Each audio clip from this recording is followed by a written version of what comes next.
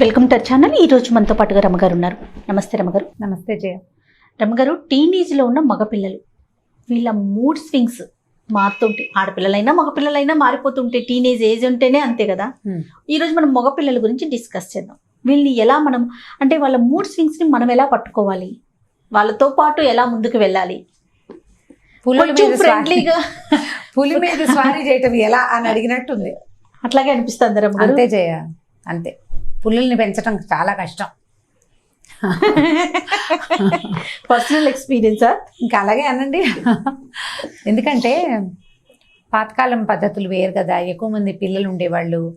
పిల్లల్లో భావోద్వేగాలు ఇంత విపరీతంగా ఉండేవి కాదు.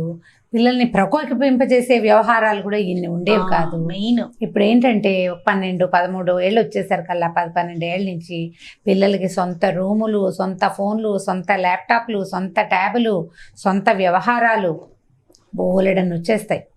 ఈ రకాల్లో ఏది దేని వల్ల వీడికి పైత్యం ప్రకోపిస్తుందో మనకు తెలియదు.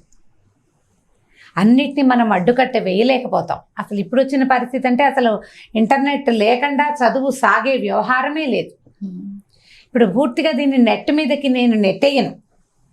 కానీ ఏమిటంటే మనకి దాని మీద ఏ రకమైన మానిటరింగ్కి అవకాశం లేదు. పిల్లలు ఏం చేస్తాం, చైల్డ్ లాక్ పెట్టుకోవచ్చు. ఆ లాకులు ఓపెన్ చేయడం పిల్లలకి రాదు. 4-5 ఏళ్ల పిల్లలు కూడా లాక్ బ్రేక్ చేయడం వచ్చేస్తుంది. ఇప్పుడు టెక్నాలజీ డెవలప్ అయిపోయిందా. పేరెంట్స్ కంటే పిల్లలు టెక్నికల్గా ముందుంటున్నారు. వాడు ఏం చూస్తున్నాడో మనకు తెలియకుండా ఉంచే టెక్నిక్లు కూడా పిల్లలకి వస్తాయి. ఏవైనా చూడొచ్చు. చూసిన తర్వాత చూసిన ప్రతిదాన్ని వాడు, పిల్లలు జనరల్గా ఏం చూస్తారు, సినిమా పాటలు, రకరకాల సినిమాలు. కొంచెం పెద్ద పిల్లలు అయితే అనవసరమైనవి, చూడకూడనివి, చెత్తలు చెదారాలు బోల్డని చూస్తారు. పాటలు, సినిమాలు, సీరియల్స్, తర్వాత ఏమో సిరీస్లు. ఇప్పుడు సిరీస్లు చాలా వస్తున్నాయా. తర్వాత గేమ్స్, రకరకాల గేములు. కొన్నింటిని చావు దగ్గర దాకా తీసిపోయే గేములు కూడా కొన్ని ఉన్నాయి. రకరకాల గేమ్స్.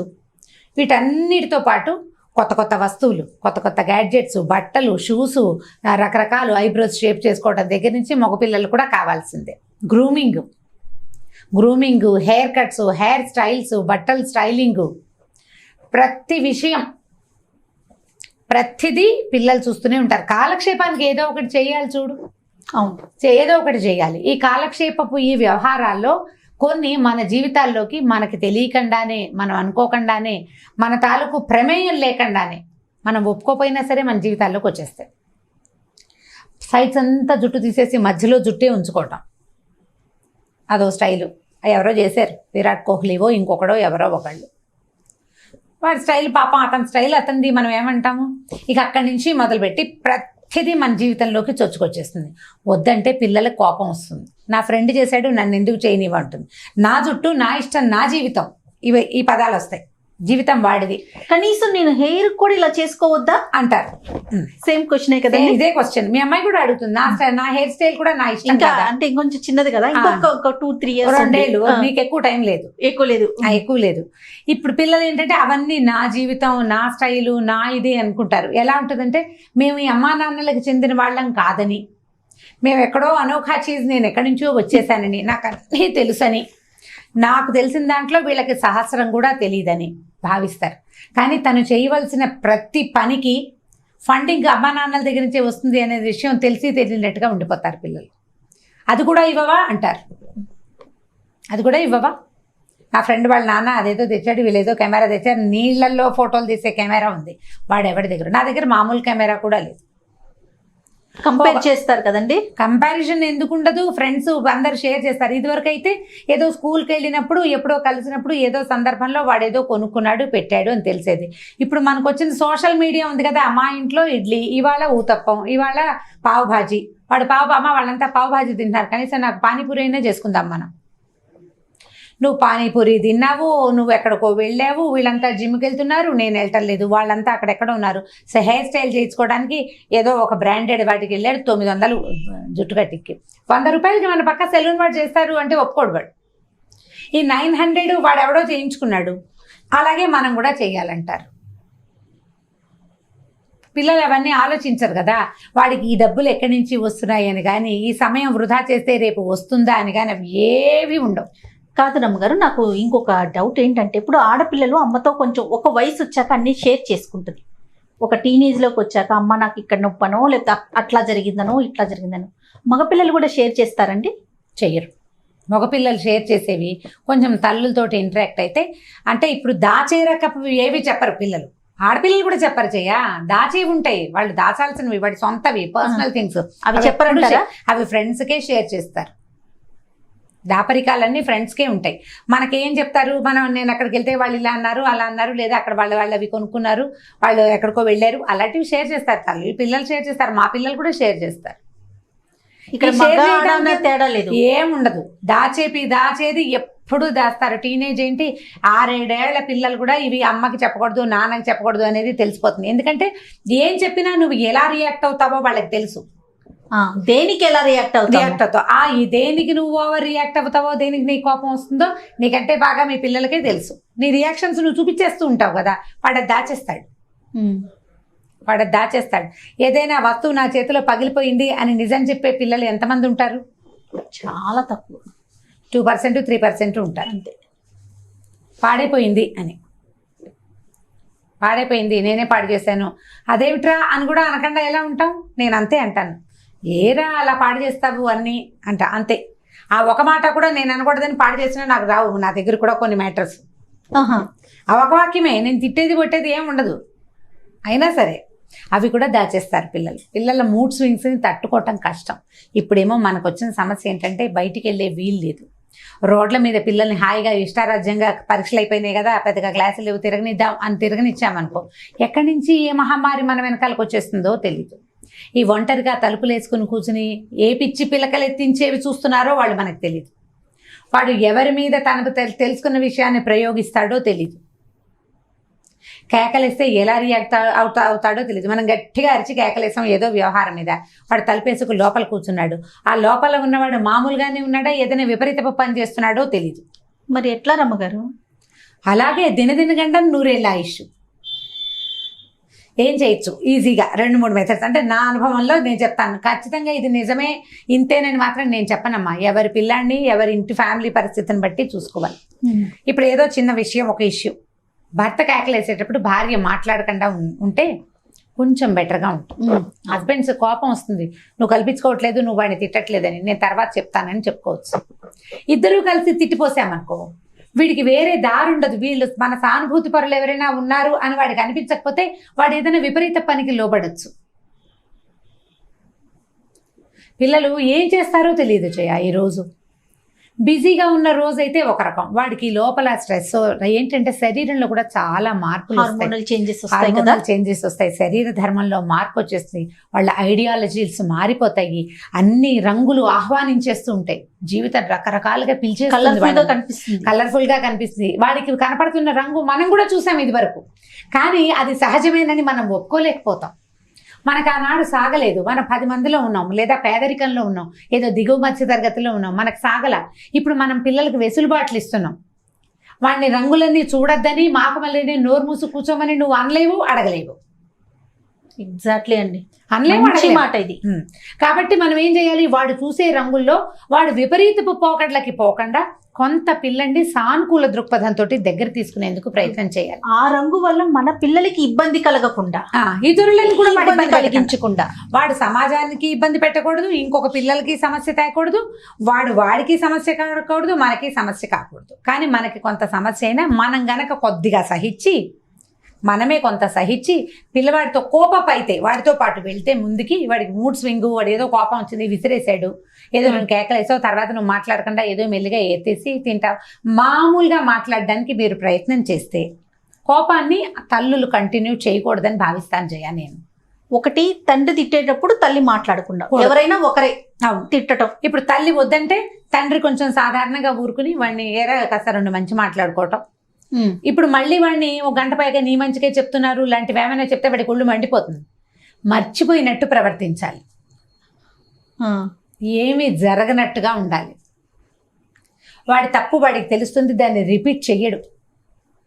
మీరు మళ్ళీ పుండు మీద కారం రాసినట్టు నువ్వు పొద్దున అలా నాన్నతో మాట్లాడావు అని కనుక ఎత్తుకున్నావా, వాడు మన మీద కూడా వస్తాడు. అలాగే ఈ ఏజ్ పిల్లల్లోనే ఉంటుంది ఆ లక్షణం. ఇంకా అసలు ఆ ఇష్యూని వదిలేయమంటారు. వదిలిపెట్టేయాలి.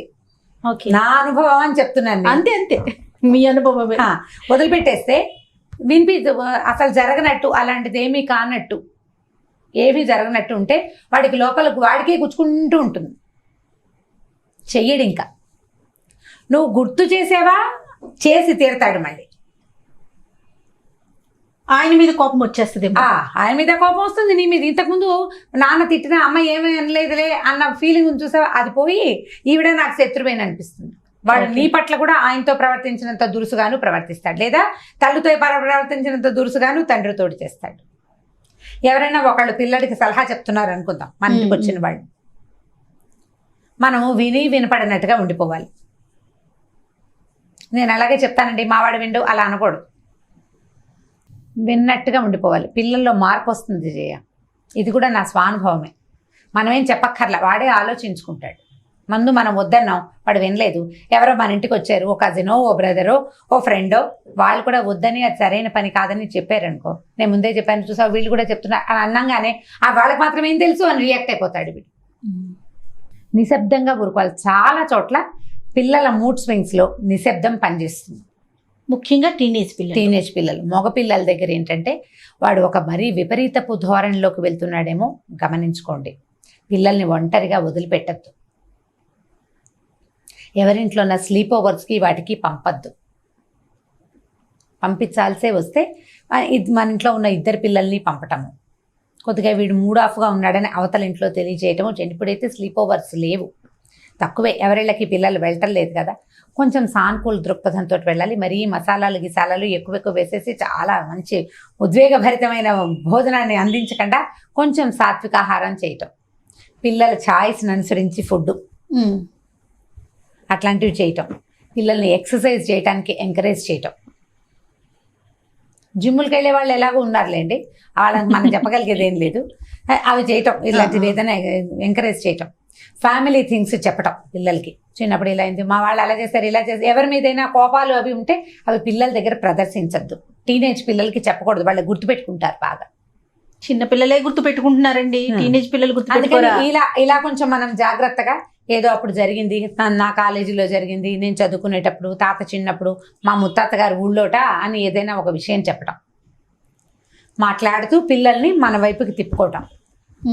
వీటన్నిటికీ మాట్లాడడం, నిశ్శబ్దం ఎంత హెల్ప్ చేస్తుందో మాట్లాడడం అంత హెల్ప్ చేస్తుంది. మాట్లాడడం మళ్ళీ నువ్వు నేను నీ గురించి నా గురించి మాట్లాడకూడదు, ఎవరో ఎక్కడో ఏమిటో సమెక్స్ అంతే. సమెక్స్ ఫలానా వాళ్ళ అబ్బాయి, లేదా ఫలానా ఒక తాతగారు, ఫలానా ఒక మామయ్య ఇలా నానా కష్టాలు పడి చదువుకున్నాడు, నువ్వు అలా చేయటం లేదు అని మాత్రం కలపకూడదు వాక్యాలు. వాళ్ళ గురించి, ఒకళ్ళ సక్సెస్ గురించి చెప్పాలి. ఆ సక్సెస్ స్టోరీసు అబ్దుల్ కలాం గారివి కాకుండా, అంటే ఎవరో పెద్దవారిది కాకుండా, మన సమీపంలో ఉన్న వాళ్ళని గురించి, ఎవరి గురించి అయినా. చెడిపోయిన వాళ్ళ మాటలు కూడా చెప్పాలి పిల్లలకి. అవునా రమ్మగారు? చెప్పాలి. అలా చెయ్యొద్దు అని అనకూడదు, చెప్పి వదిలేయటం అంతే. వాడు ఏమిటోరా అట్లా ప్రవర్తించాడు, ఎలా ఎవరైనా అట్లా చేస్తారా? వాడు సొంత కజిన్స్ తోటి, సొంత వాళ్ళతోటి ఎంత బ్యాడ్ బిహేవియర్ చూడు, ఏమిటో ఇలా తయారవుతున్నారు. అంటే వీడికి నువ్వు అలా చేయకు అని అన్నామా, అదేమిటో చేసి చూద్దామనిపిస్తుంది. నీకు వాడు నచ్చలేదు కదా, నేను అలాగే చేస్తా అంటాడు కోపం వచ్చినప్పుడు. అది సరైంది కాదని, ఇది సరైందని జస్ట్ పిక్చర్ చూపించి వదిలేయాలి. చిన్నపిల్లలకి బొమ్మలు చూపిస్తూ కథ చెప్తామా, అట్లా బొమ్మలు చూపించండి, ఎవరో ఒకళ్ళవి. దీనివల్ల ఏమవుతుందంటే పిల్లలు మన మాట వినడానికి అలవాటు పడతారు. కొంచెం నాకు హెల్ప్ చేయమని అడగటం, ఇంట్లో ఏదైనా పని చేయించడం, చిన్న పొన్న పనులకి దింపండి పిల్లల్ని. ఇంట్లో పని చేయాలి, తల్లితో పాటే ఉండేలాగా. తల్లితో పాటు తల్లికి అవసరమైన కొన్ని పనులు చేసి పెట్టడం, వెనకాల పని చేయటము. ఇది నువ్వు ఇది ఇలా ఎందుకు చేసావు, అలా ఎందుకు చేసావు అని పేర్లు పెట్టద్దు పిల్లల పనులకి. ఎలాగో అలా వాడు చేసిందే చాలనుకోండి. ఈసారి మొన్న అలా అయింది కానీ ఈసారి ఇలా చేయరా అని మళ్ళీ కొంచెం దాన్ని కరెక్షన్ చేస్తుంటే మెల్లిగా మార్పు వస్తుంది. మూడ్ స్వింగ్స్ని హ్యాండిల్ చేయటం అంటే పులి మీద స్వారీయే. నేను చెప్పినట్టు ఎవరి పులి లక్షణాన్ని బట్టి వాళ్ళు యాక్ట్ చేయాలి. ఫ్రెండ్ లాగా ఉండాలి అంటారు రమ్మగారు, కరెక్టేనంటారా? ఫ్రెండ్ అయిపోవాలా, ఫ్రెండ్ లాగా ఉండాలా? నిజంగా అసలు ఉండొచ్చా? ఉంటే చనువు తీసుకుంటారా? ఉండకపోతే అసలు మనకేం షేర్ చేయరంటారా? కొంత మటుకునే ఉండాలి జయ, కొంత మటుకే. నువ్వు ఎక్కువ ఫ్రెండ్లీగా ఉన్నా కష్టమే, ఫ్రెండ్లీగా ఉండాలి.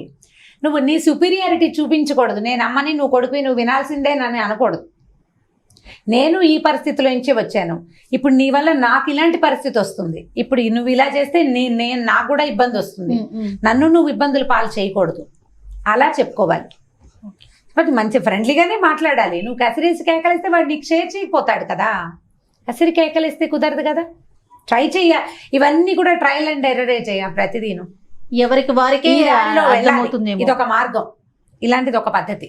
ఇలా ట్రై చేసి చూడండి, కుదిరిన వాళ్ళకి కుదురుతుంది. అందులో ఎవరి అమెండ్మెంట్స్ మనం మార్చుకోవాలి మన విధానాన్ని. నేను చెప్పే కదా, ఎవరి పులికి ఏది ఇష్టమైతే ఆ ప్రకారంగా ఇవ్వాలన్నమాట.